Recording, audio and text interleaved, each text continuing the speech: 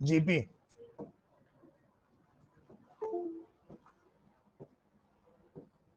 GP का exercise 9.4 में दो फॉर्मूलाज है.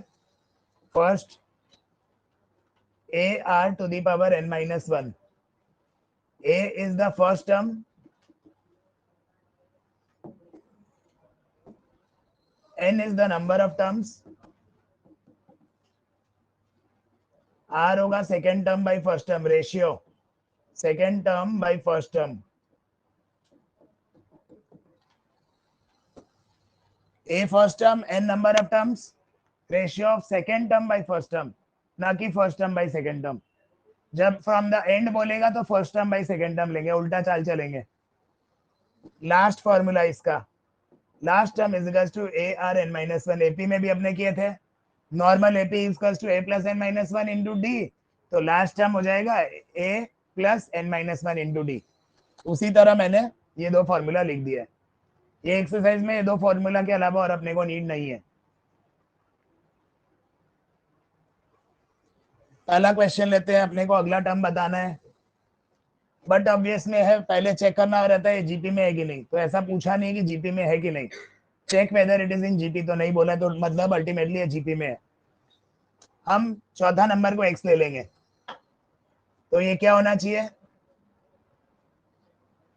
अगर तीन टर्म जीपी में है, कंडीशन है, जैसे एपी का तीन कंडीशन क्या है, twice b equals to a plus c. ये एपी का कंडीशन है. Differences are equal. कैसे हुआ, b minus a equals to c minus b. तो ultimately twice b equals to a plus c आया कंडीशन. तो एपी का चेक करते हैं, जीपी का चेक करते हैं. जीपी में क्या होता है, second term by first term should be equals to third term by second term. तो ये क्या दे रहा है, b square equals to a c. ये कंडीशन याद रख लो, b square equals to a c. कैसे, जब तीन टर्म एपी में बीच वाला का स्क्वायर और प्रोडक्ट ऑफ टू करना है, उसमें सम ऑफ टू और डबल ऑफ बी करते थे. तो यहाँ पे क्या करेंगे हम, मेरा जो सीक्वेंस दिया हुआ है 1/6, 1/3, 2/3 एक्स. पहला वाला से मेरे को मतलब नहीं है. हम करेंगे, अगर मेरा ए है, ये बी है, ये सी है, बीच वाला का square equals to product of two. A और सी का प्रोडक्ट, ये कंडीशन एप्लीकेबल है. नाउ व्हाट, ये हो जाएगा 4/9 equals to x/3. Hence x is equals to 4/3.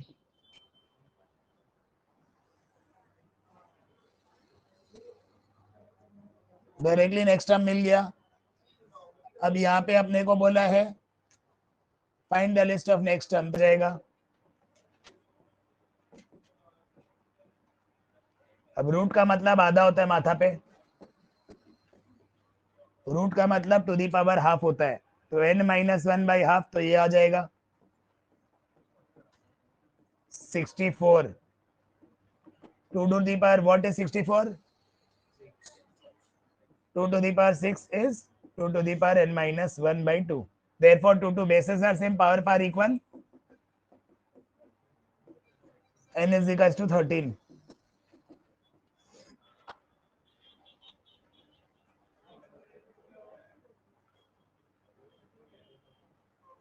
Question number 3. Determine the 12th term of GP. तो AR to the power 12 minus 1 वो हो जाएगा 11. अब अपने को बोला 8th टर्म दिया हुआ है. 8th टर्म मतलब AR7 is equals to 192, जिसमें कि अपने को रेशियो R का वैल्यू दिया हुआ है. R का वैल्यू है 2.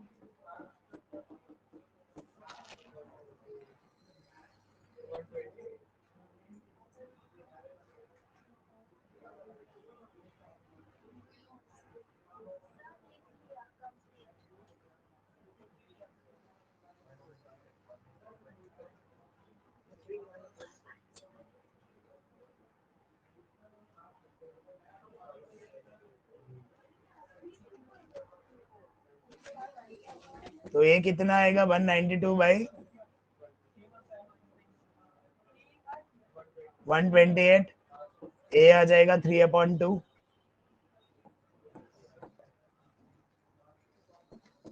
ए r 11 a into r to the power 11 11 r का वैल्यू क्या है 2 टू दी पावर 11 एक रिड्यूस कर देंगे 3 into 2 to the power 10 will be final answer.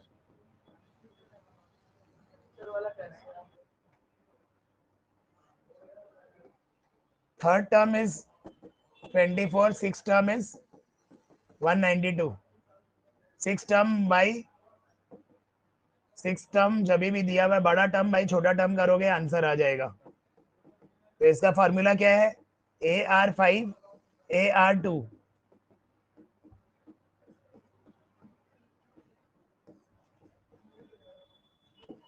Are cube is equals to 8 r आ जाएगा 2 का क्यूब आंसर 2. अब 10 टर्म निकालने बोला है.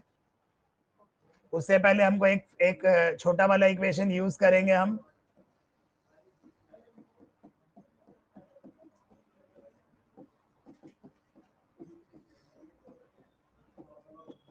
ए और आर आ गया 10 टर्म होगा a r 9 a 2 to the power 9 ये अपना आंसर होगा. जब भी 3 सम जीपी में है तो बीच वाला का square product of 2.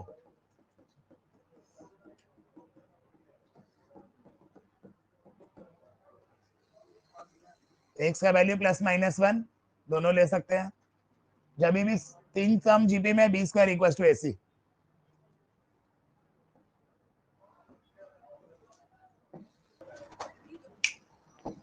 Fourth term है x, 7 टर्म है y, 10th टर्म है z. A r cube 3x है, ए आर 6y है, ए आर 9z है. जब भी ये सीक्वेंस में मेरे को क्वेश्चन रहेगा दो छोटा वाला को डिवाइड आपस में करना है. छोटा वाला मतलब ये छोटा है इससे, तो इन दोनों को डिवाइड करेंगे हम. मेरे को मिलेगा term a r 6 by y a r cube by x. तो हमको कट के एक्स आर क्यूब का वैल्यू मिल गया. नेक्स्ट दो बड़ा वाला इन दोनों को डिवाइड करेंगे हम. ये और ये सीक्वेंस फॉलो करना है. R cube equal to y z by y. R cube को दोनों इक्वेट कर दो आ गया आंसर.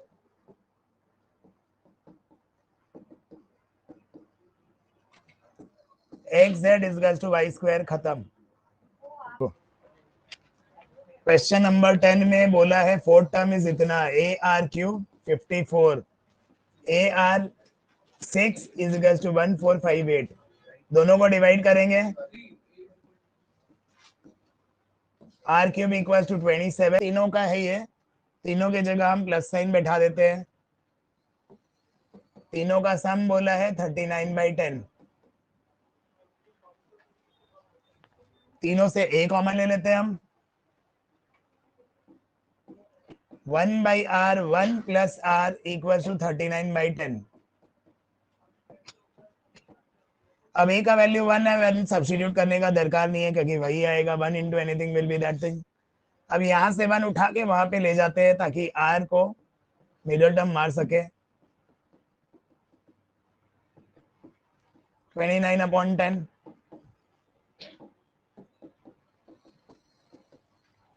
अब इसका हम क्वाड्रेटिक फॉर्म सॉल्व करेंगे.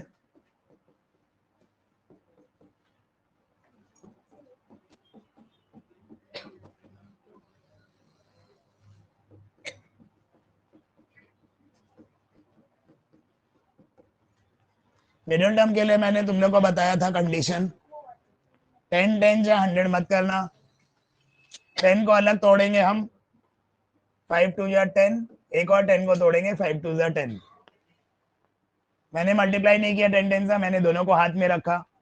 5 5 जा 25 4 2 2 जा 4 25 और 24 25 और 4 29 बन जाता है.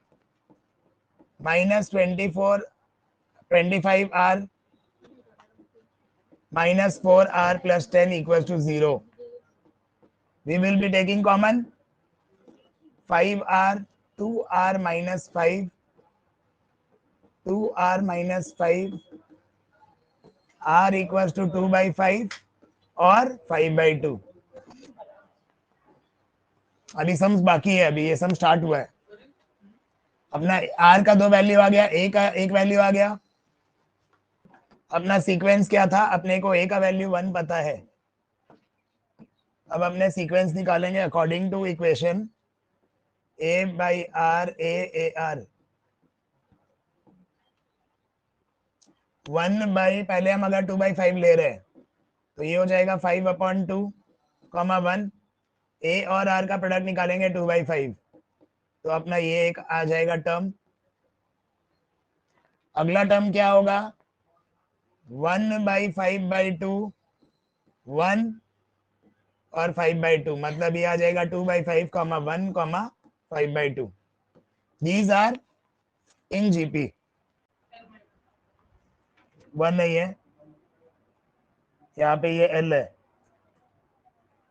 ये एल है, ये 4 फॉर्मूला है जीपी का। क्वेश्चन नंबर 1 में एस निकालना है 20,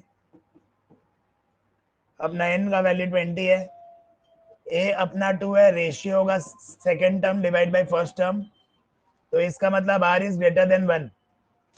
तो अपना फॉर्मूला है a r to the power n minus 1 by r minus 1। तो यहाँ पे क्या करेंगे 20 टर्म के लिए, ए मेरा 2 है, r 3 to the power 20 minus 1 by r minus 1 मतलब 2।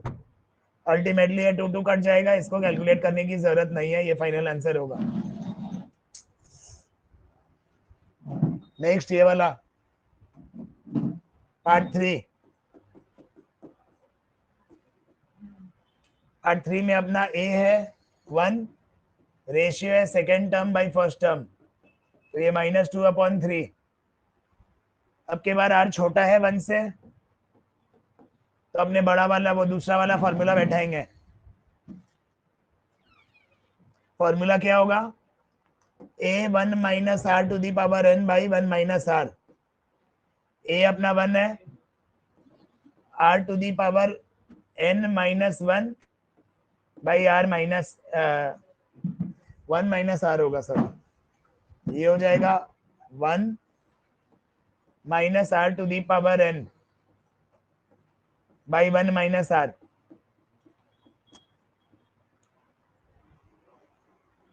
क्योंकि आर इज स्मॉलर देन 1, 1 का आगे में कोई वैल्यू नहीं है। 1 minus 2/3 to the power 6, 1 negative 6 time will be positive, ये हो जाएगा 5/3।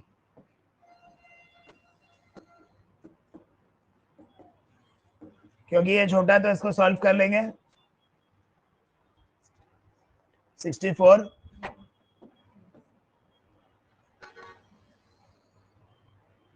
बाई 729। अपना अल्टीमेटली इसको सॉल्व करके ये आंसर आ जाएगा 3325 बाई 2187। 3/5 आएगा 133 243 133/243 आंसर आ जाएगा।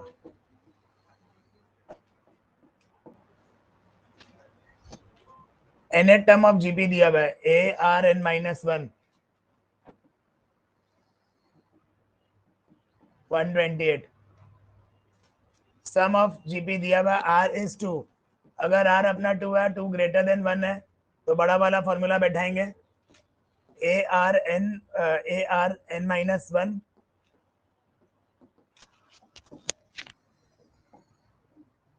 सम का वैल्यू दिया हुआ है अपने को 225। अब आर का वैल्यू 2 है,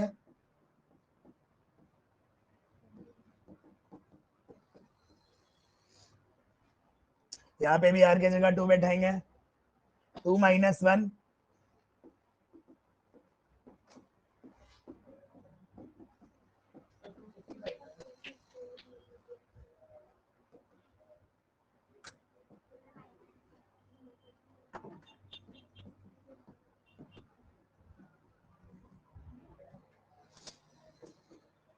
अब इन दोनों इक्वेशन को इक्वेट करना अपने को। ये 1 हो गया, नीचे कोई वैल्यू नहीं है, 2 to the power n minus a 255। इसको ब्रेक करते हैं अब अपन, a 2 to the power n 2 to the power minus 1। अब 2 to the power माइनस 1 को नीचे लेके जाएंगे,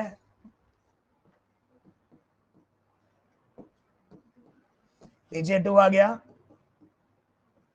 128 इंटू 2 256। इन शॉर्ट इसके जगह 256 बैठाया जा सकता है, देयरफॉर a का वैल्यू आ जाएगा 1। अगर a का वैल्यू 1 है, 2 to the power 8 होता है, n का वैल्यू 8 आ जाएगा। a और n निकालना था, आंसर आ गया। 4 part 2 में अपने को a दिया हुआ है 1, रेशियो है 4/1, 4, r इज ग्रेटर देन 1, तो बड़ा वाला formula a r to the power n minus 1 by r minus 1 is equal to अपने को दिया हुआ है ये 341। अपने को a का वैल्यू 1 पता है, इसके जगह मैंने 1 बैठाया, 1 इंटू एनीथिंग 1, r के जगह मैंने 4 बैठाया, तो यहाँ 3 आया, 4 to the power n minus 1, 341 into 3 plus 1, 4 to the power n था ना, 1024, 2 to the power 10, और ये 2 का स्क्वायर, n आ जाएगा 5। क्वेश्चन नंबर 7 में फर्स्ट टर्म अपने को दिया हुआ 27, एट टर्म इसका दिया हुआ 1/81, S10 निकालना है। तो एट टर्म का मतलब क्या हुआ, AR7 इक्वल्स टू 1/81, a का वैल्यू 27। इसमें कैलकुलेशन करने का जरूरत नहीं है, बहुत इंटरेस्टिंग है ये। अगर ये दोनों 3 का टेबल में जाता है, मतलब ये क्लब करके 3 to the power 7 होगा, तो ये r का वैल्यू 1/3 आ गया। लॉजिक लगाओगे इसके पीछे, ये नहीं करोगे बैठ के पहले मल्टीप्लाई, फिर उसको तोड़ोगे, फिर उसका निकालोगे 3 to the power 7। सेंस लगा, दोनों 3 का टेबल में आता है, तो ये 3 to the power 7 हो जाएगा मर्ज करके, तो r का वैल्यू आ गया। अब सम ऑफ 10 टर्म्स, r छोटा है 1 से, तो वाला फॉर्मूला लगेगा a 1 minus r to the power n by 1 minus r। a है 27, 1 minus r to the power 10 by 1 minus r, तो a 2/3 आया, 27 into 3/2, 81/2, 1 minus 1/3 to the power 10। Final answer. इसको फर्दर थोड़ा बहुत सॉल्व भी कर सकते हैं, नहीं करेंगे तो भी चलेगा।